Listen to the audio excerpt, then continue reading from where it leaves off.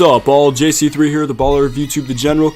Welcome to Topic Tackle. My take for today is on the one player that even the GOAT, Michael Jordan, couldn't beat. All of you have absolutely shattered the like button on my last 3 videos, and the Shaq video has near 1,000 comments. Thank you guys so much. Keep it going down in the comments and hit that like button for more of these videos. My goal is to keep them coming a couple times a week, high quality, so thank you for showing your support. Even those of you who hit the dislike button, because it shows me that you care one way or another.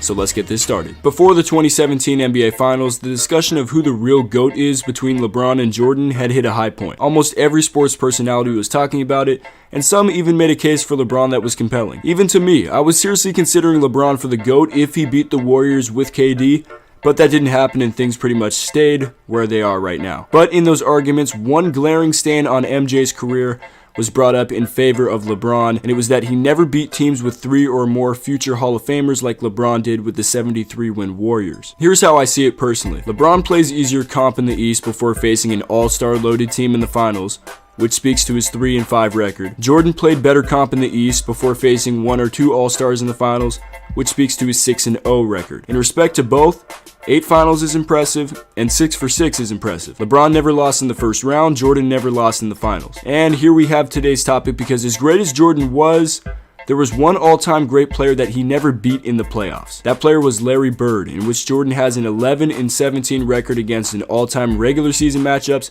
and an ugly 0-6 record against him in the playoffs. Okay, to be fair, everyone pretty much gives 22-year-old LeBron a pass for leading his 2007 Cavs to the finals and getting swept by San Antonio, a team with 3 future Hall of Famers. So can't the same be done for Jordan, who in Game 1 of the 1986 playoffs was 23 years old in 2 months, playing against 5 future Hall of Famers? Adding on to that, Jordan was coming off a season in which he broke his foot in the 3rd game and only played in 18 total games, coming back late in the season to lead the 30-52 Bulls to the 8th seed. Look at his roster. Now look at the Celtics roster. Now look at his stats next to Bird's. When he dropped 63 in Game 2 in a 135-131 double overtime loss, Bird said, "I didn't think anyone was capable of doing what Michael has done to us. He's the most exciting, awesome player in the game today.